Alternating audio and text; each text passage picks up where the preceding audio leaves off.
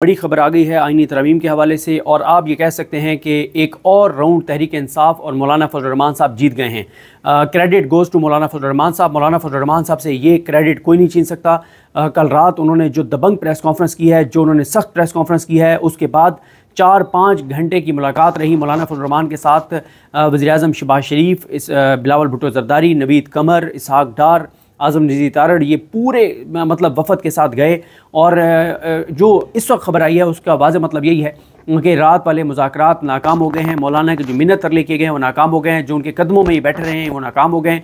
जो उनके इन्होंने पाँव पकड़ी रखे हैं वो नाकाम हो गए हैं। और बड़ी खबर यह है कि आज का तो ये कन्फर्म हो गया है कि आज आईनी तरमीम नहीं आ रही, और उसकी वजह यह है कि इस वक्त तक काबीना इजलास जो है वो नहीं हो सका। 11 बजे काबीना इजलास का बताया गया था, इस वक्त तक काबीना इजलास नहीं हुआ।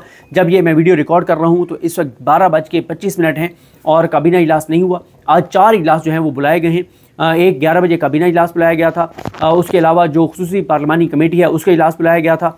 तो क्योंकि जो आईनी तरमीम का मुजवज़ा मुसवदा है उसकी पहले मंजूरी काबीना ने देनी थी, उसके बाद फिर वो सेनेट या कौमी असम्बली में उसको पेश किया जाना था। कौमी असम्बली का इजलास ना होना, इसका काबीना का इजलास ना होना, इसका वाज़ेह मतलब यही है कि इस वक्त तक जो है वो कोई फ़ैसला नहीं हुआ कि आज आईनी तरमीम पेश की जाएंगी।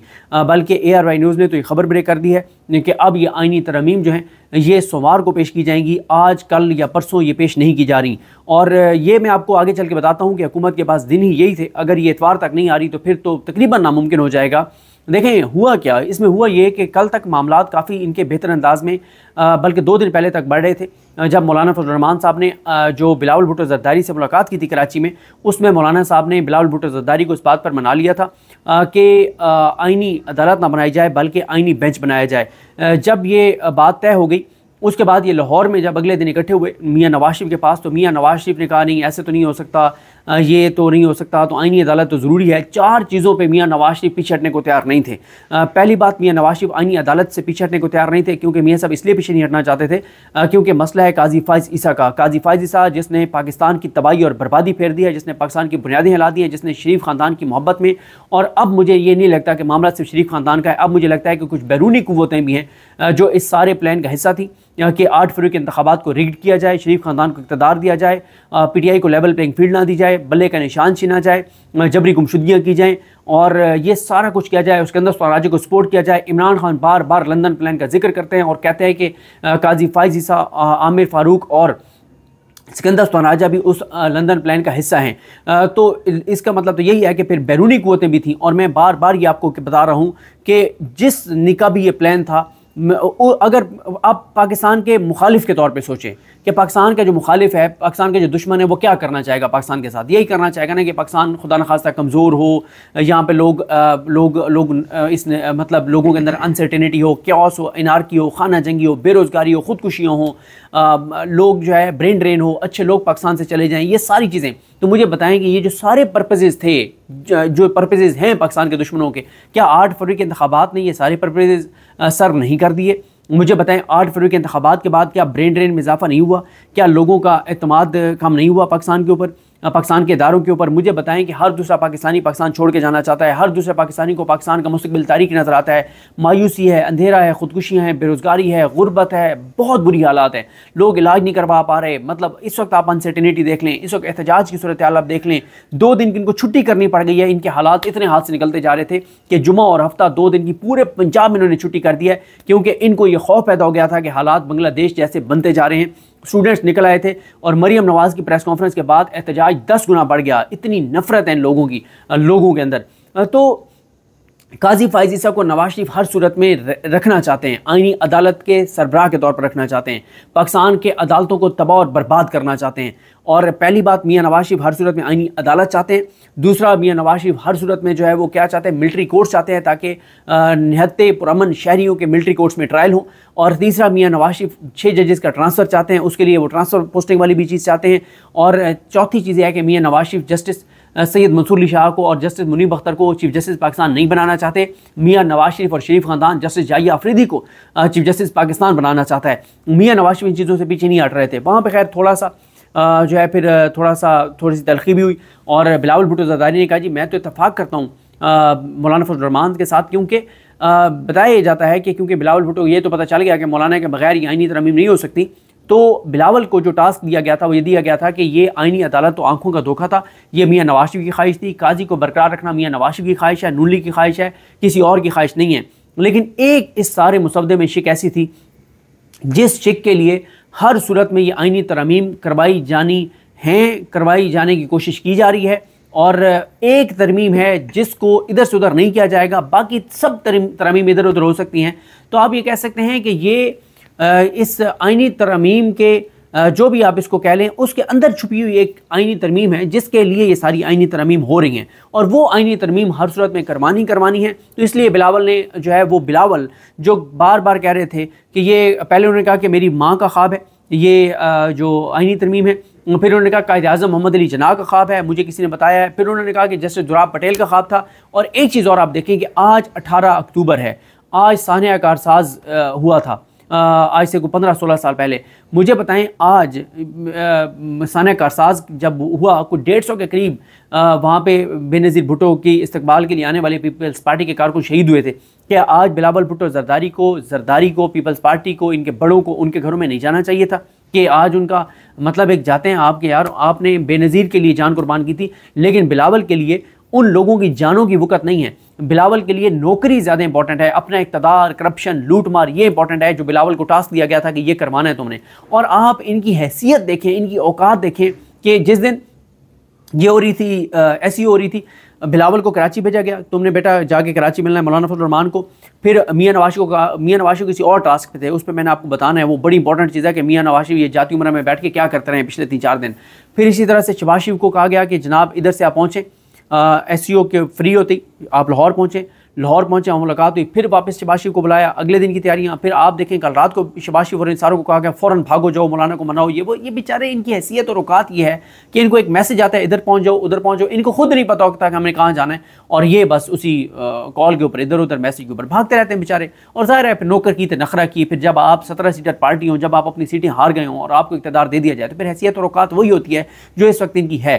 अब मियाँ नवाज शरीफ इनसे पीछे नहीं हट रहे थे, बिलावल और मौलाना इस पे मान गए।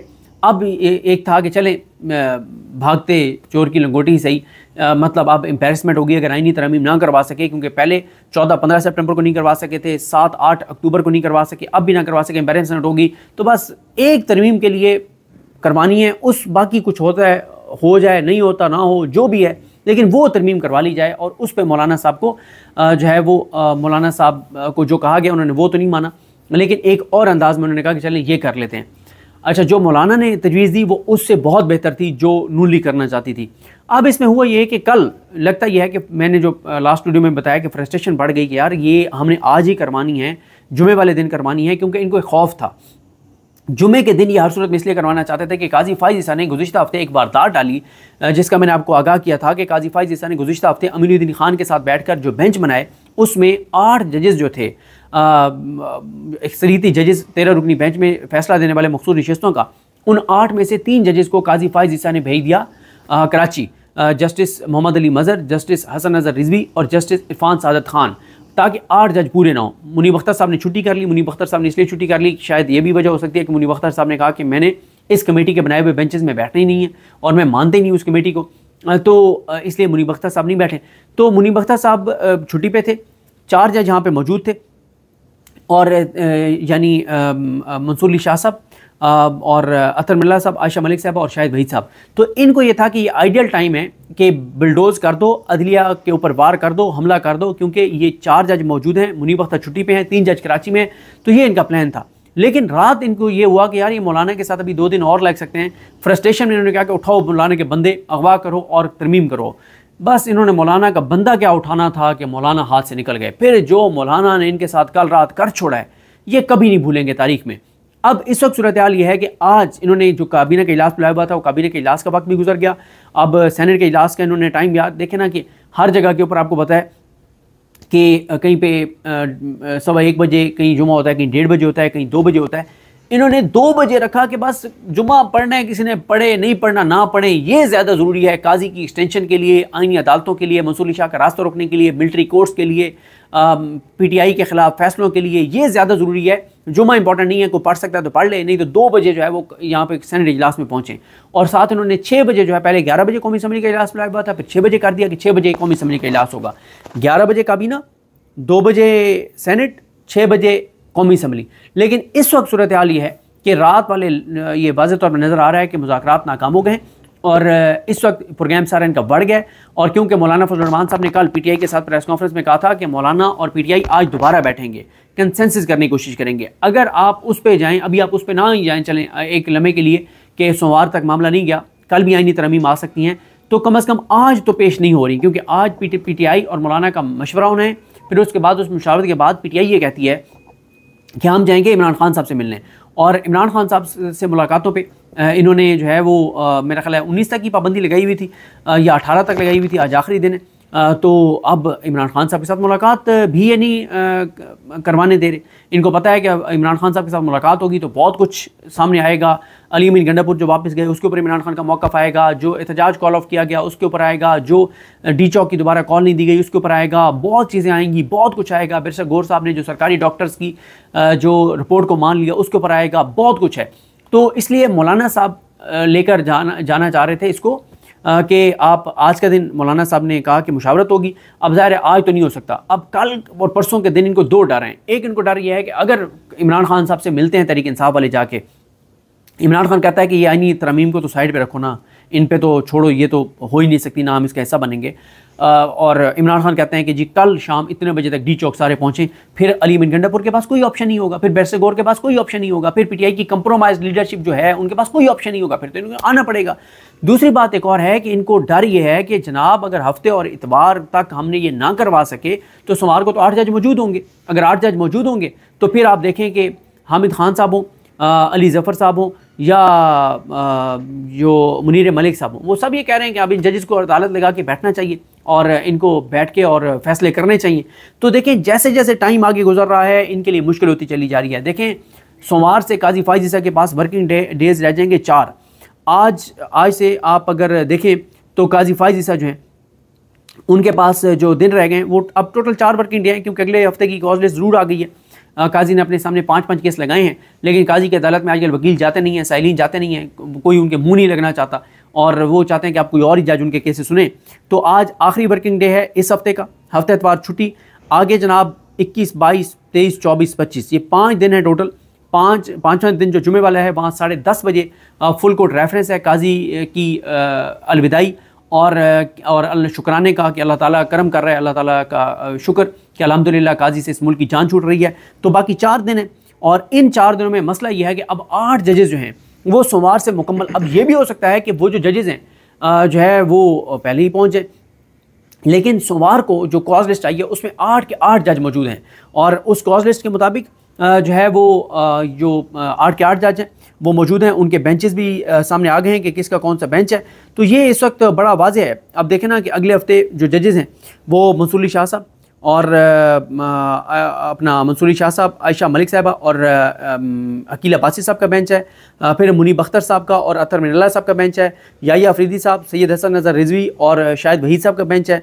और इसके अलावा जस्टिस अमीनुद्दीन खान, जस्टिस मोहम्मद अली मज़हर और जस्टिस इरफान सादत खान का भी बेंच है। और अगला जो बेंच है वो जस्टिस जमाल खान मुंदखेल, मुसरत हिलाली साहबा और मलिक शहजाद अहमद खान साहब का बेंच है। सरदार तारिक मसूद और मज़हर अली खेल का बेंच है। 8 जज यानी पूरे हो गए हैं। मंसूर अली शाह साहब, मुनीब अख्तर साहब, अतर मिनल्ला साहब और इसी तरह से हसन अजहर रिजवी साहब, मोहम्मद अली मज़हर साहब, इरफान सादत खान साहब, शाहिद वहीद साहब, ये सब 8 जजेस जो हैं वो इस्लामाबाद में जो है वो मौजूद होंगे।